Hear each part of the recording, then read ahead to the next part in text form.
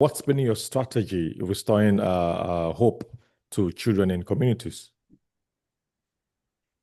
Okay, so what we do basically is we believe in education, and then we also ensure that these children don't go to school looking a type of way. So when you pay their fees, you don't expect them to show up without school sandals, school bags, and the likes. So some people just pay the fees of these vulnerable children, then you leave them to chances. Sometimes you appear, you see them not looking good.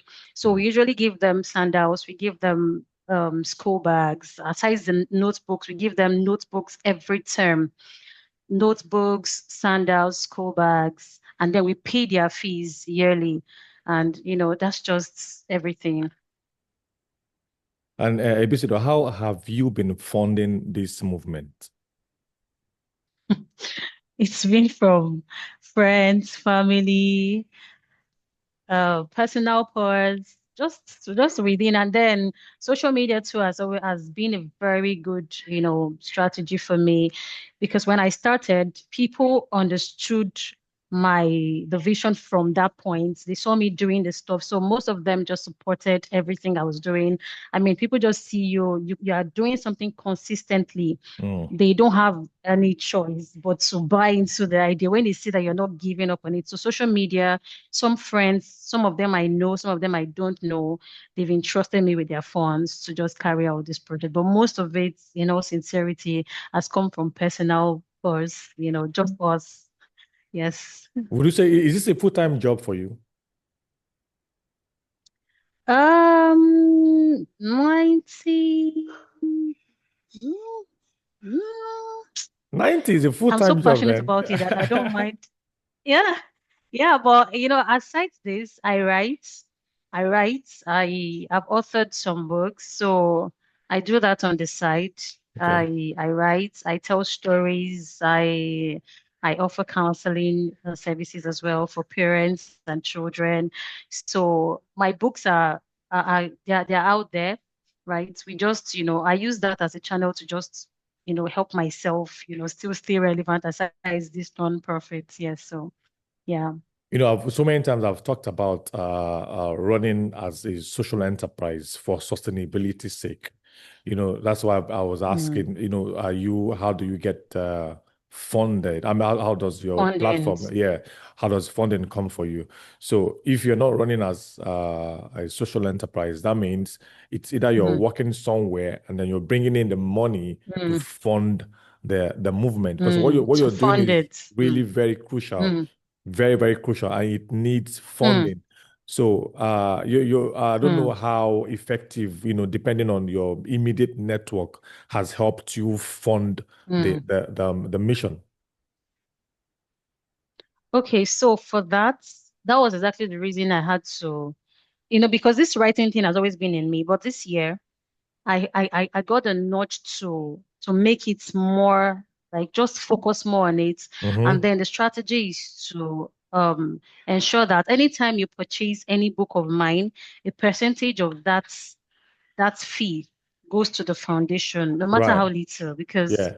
I understand that sometimes this support may not be massive, it might not be, but every little support will amount to something big, and then you can use it for something good. So by the time 100 people buy my book, for example, maybe it's 2,000 naira, and then I just remove 500 naira, as little as that Mm-hmm. sound, Mm-hmm. if you put everything together, it's something. So, but that's from the number of persons I'm thinking will purchase the book. But I told myself this year that since I write and my books are already out there, some of them I'm still working on currently, I intend to put them out to ensure that, okay, if you don't want to send the money to the non-profit, purchase this book for your children, purchase this book for yourself, purchase this book for another child or anybody anywhere.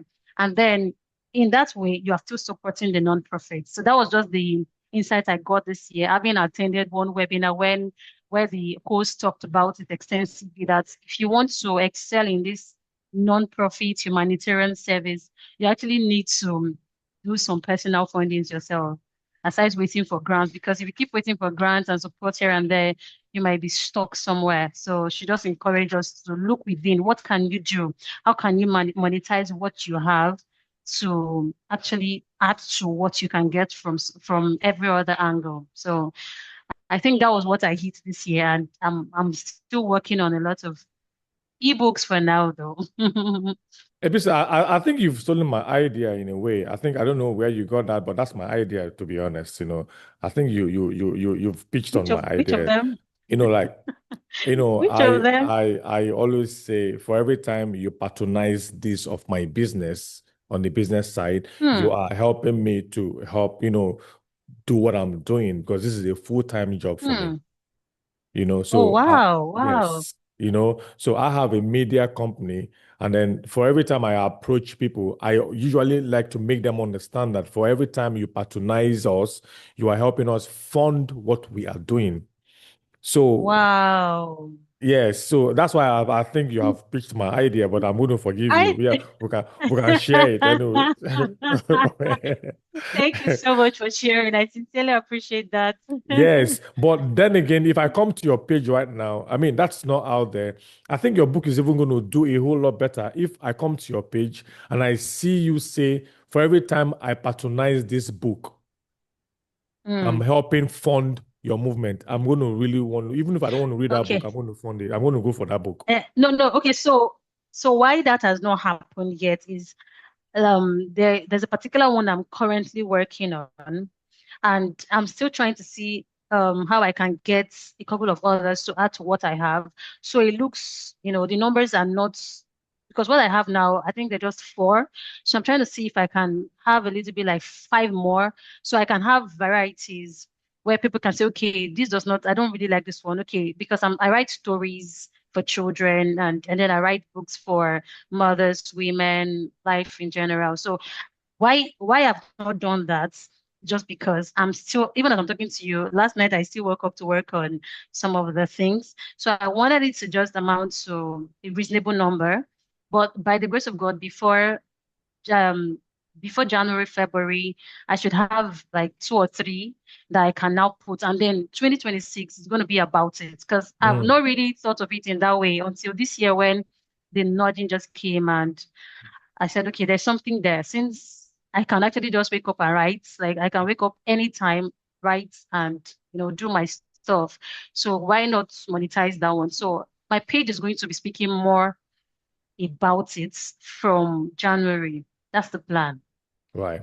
Okay. So what sort of collaboration do you think if you have right now that can help enlarge your capacity to even, more communities out there? Okay, I would really appreciate it if I can have more persons that are doing similar things or same things if we can come together, especially if they're in Abuja, Mm, because if my name and your name come together, that's a greater force. So mm, if we can all come together to say, okay, what can we do together? How can we? It's not just about the funding now, mm. because just even the presence and the movement can yield something positive. So if I can have that, that is going to be, and then we just harness, think of, brainstorm ideas and everything. I think it will do me good and do them good. So if I have people that are currently doing what I'm doing, or maybe just similar, it may not be Mm. education, it might not be just giving relief materials to vulnerable children and putting smiles on their face, maybe just anything, but something about humanity. I Yeah. think that's going to encourage me to thrive. Yes. Okay. That's not a bad one. Uh, Of course, we also need people that can actually support financially, definitely. People that can, give in their monies and then maybe connect you to people that have all of that. Because it doesn't really work without money. It doesn't really work without money. Yeah, I So think I yeah. like the fact that Mm. I've come to your page. You're one person that I've come to your page and I've seen that you have collaborated the media to telling your stories. And also, there's a cry for help on your page saying donate, donate, donate, which is really very important. A lot of Mm. NGOs that I've seen, they shy away from coming out there to say support, donate. I don't know why. No, I carry it on my head. I have to talk about it because the truth is, I've come to realize that if you don't talk about it, nobody is going to help you. Right. And if it's a charity organization, if it's a charity thing, you definitely cannot run it yourself. Why are you Yeah. out there if you don't need support? So, and if you need support, you definitely need to cry. Like people Yeah. should hear you talk about it, and that's how they know you are passionate about it. So, Yeah. I can't really have any conversation with somebody without talking about this. You know, can you support? Will you Yeah. support? Come and support that kind of thing. So Yeah. it's a big deal to me. I like that. I like that. So Thank volunteering is you. another challenge. Do you have volunteers? Yes, we do, but in all sincerity, it's quite difficult to maintain them. Mm. We have I think about 15 of them, but not every young person, as you can see, I'm a young person. Not every young Mm. person is passionate like you. You Mm. know, they have different When reason why money they is not do. involved, So yeah. if some of them money is not involved, exactly. So if money is not involved, just few young persons can actually stay with you. And so at the moment, that may not be working as it ought to. So I have a couple of team members that are actually supportive. Then the volunteers are there, but not so active. I think the team and myself are the ones doing the job and putting ourselves out there. Everything you see is just from me and the team. So I think you also need to go to that angle and look at how you can strategize getting in volunteers glued to your organization because you need volunteers. Mm. You Hmm. definitely need volunteers. So as much as you go out there to seek funding, you also need to look at how are you going to take care of your volunteers to keep them glued to your organization. Very important. Okay. Okay. Yep. Do you want to give me like a free tip on how to, because I've tried. Ebisidor, you're I going don't know to if pay there's me something for I'm this, missing there. Okay, maybe you can tell me how much and then we'll talk about it after To be very now. honest with you, like every other day, I talk to different founders, and I hear their challenges and all of that. Volunteering is one of those things that people don't really bring in their A game when it comes to no money Hmm. involved, and Okay. that is shrinking a lot of foundations. That's one. Volunteering is so Hmm. important. And then funding is another thing that I've seen with NGOs. So I'm trying to say it's almost impossible these days to run as a not-for-profit. There has to be Hmm. some sort of like run as a social enterprise to generate funding from within. That is the only way you can. I mean, I'm surprised you've gone 10 years, to be honest with you, and you're 10 doing really years. great. Yeah, that's great. Tell me about the Festival of Smiles So Festival of Smiles happens every December. What do we want for to do? We December. just want to put smiles on faces. The festive period is always filled with a lot of celebrations, especially for children. Yeah. I know adults get to celebrate as well, just visit fun sites and all that, but our focus is not adults. Our focus is children. So since these children the privileged children now will have they'll just visit the sites and have a lot of fun. There's some Mm, children that will not even experience any type of fun. They'll just be there. It will just be business as usual. They'll just come out of their house, play with the neighbors, and that's like everything that they do, like every other day. So mm, we thought it wise to say, okay, how can we make these children happy in December? So for this year, we thought to take fun to a particular locality in Abuja here. So for the Festival of Smiles, we want to put smiles on the faces of children who have never really experienced what real fun is. They've never experienced fun. All they know is business as usual, come out of their compound, play with their friends in the neighborhood and all of that. So for some privileged kids, they'll be visiting fun sites, having a lot of fun memories and all that. So we as the non-profit, we want to take this fun to them.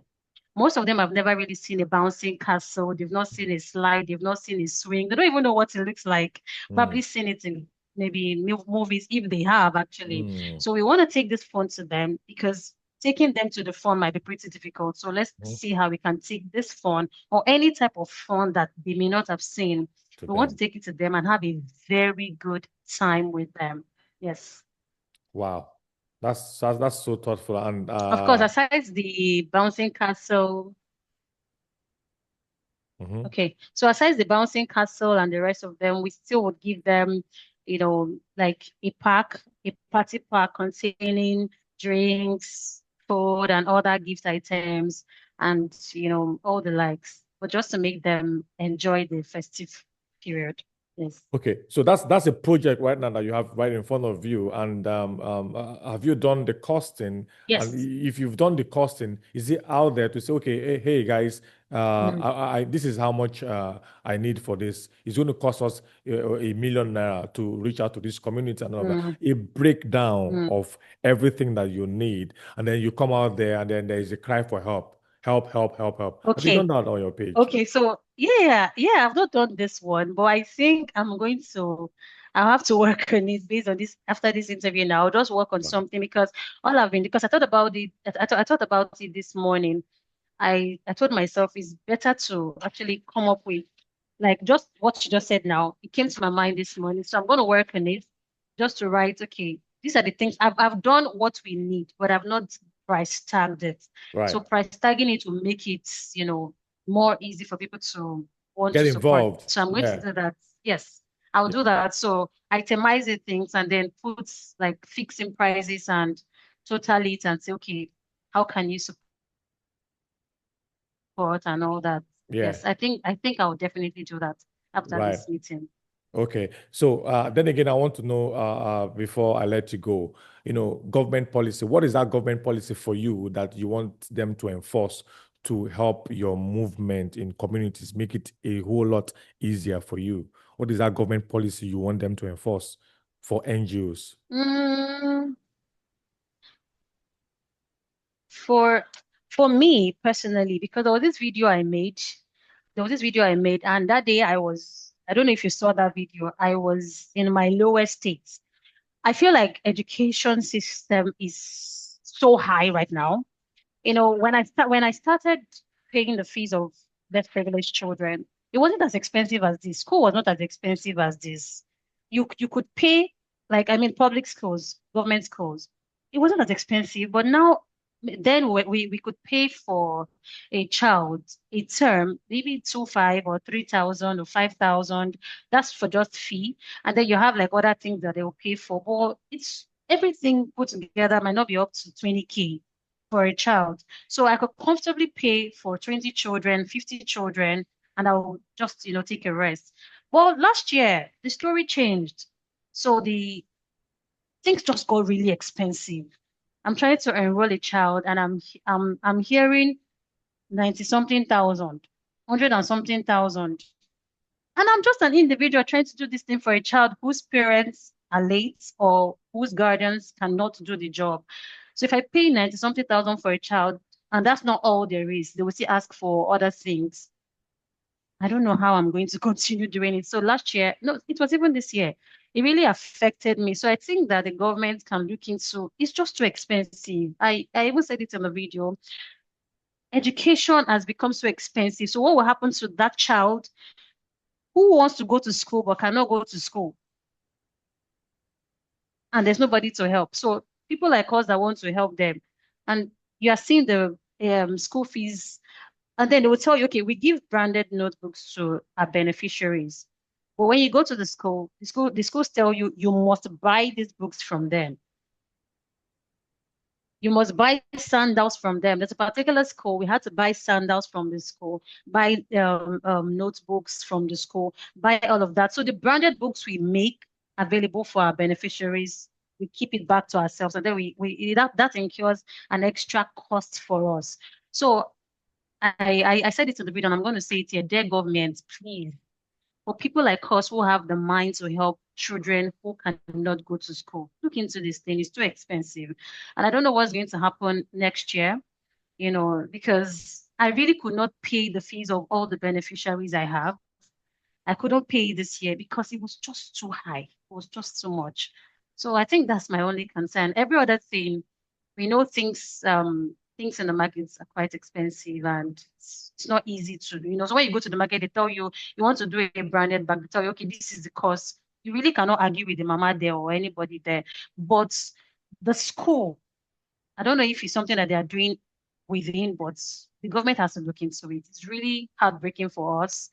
Parents that can afford this fee for their children, kudos to them. But that child, because okay, let me tell you um, this little story that happened one time when we went to visit our beneficiaries. So when we go to the schools, we just bring our beneficiaries together because we have them in different schools. So we bring our beneficiaries together. The schools that are aware of our beneficiaries. So when they just bring them together, you will see different children that are actually not privileged. They are hanging around waiting on you to call them, like, come and help me. And then one of the days, a girl walked up to me, and then she says, can she join? In my head, I was telling myself, how much do I have? I can't help everybody. Do you understand? So she kept on asking me that she doesn't have a father, you know. And I looked at her, don't have a father. But this beneficiary that I was actually moved. So I looked at her, and then when she was explaining that she and her brother, they don't even have notebooks, that they share their notebook. In fact, the stories, when you go there to intervene for your own beneficiaries, you hear other sad stories, and you're like, so who is going to cater for these children? If we don't have people that are this passionate about children in need, wanting them to go to school, because I believe education gives you an edge. That's for me, I believe education gives you an edge. I don't believe education is a scam. I don't believe it because when you have education, if you don't want to do anything with it, that's okay. But you can actually be somewhere, an opportunity can meet you. But not to say education is a scam. I'm not a party to that. I don't believe in that mantra. So we actually helped the girl, but we couldn't continue. We just paid for her fee that time and then we gave her I think 10 notebooks. Do you know what she told us? That she's going to share it with her brother. How are you going to share it with your brother? 10. So the stories there are very heartbreaking. Most of them are just there, nobody to help them. So for people like us who have this mind to help these children, make it easy for us to come through for them. That's just my only cry. I don't know how much I can thank you, but all I can say to you is everything we have said here is not going to die here. We're going to try to, amplify it for the right channels to hear your voice. And I want to say thank you so very much, Anne, for what you do. Thank you so much, and we're going to always keep in touch. Now, welcome to the community. You've joined our community right now. Every now and then, we can always call on you to, lend us your voice to a particular community call to action. Yeah? Yes, very well. Thank you. I'm so grateful for the opportunity. So thank you so much. Thank you. Take a minute and say something to your potential sponsors, partners, and the people out there. You want them to hear whatever it is you want to say. Take a minute and say whatever you want to say to them. Okay, so like a pitch, right?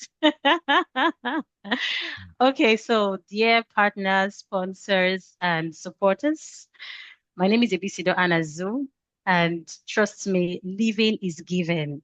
If you are alive, you have the opportunity to be a blessing to another person. Let your presence be felt. By your little donation, you can actually be a blessing to a child. And through my nonprofit, Restoring and Igniting the Hope of Charitable Foundation, you have the opportunity to do that. So what are you waiting for? Up on this. Thank you. Anna, so You thank you just so put me very on the much. spot right there. Thank you so much. Thank you Thank so much. you. I'll be back again very soon. Okay? Okay, thank you so much. Thank you Yeah, so thank much. you. All right.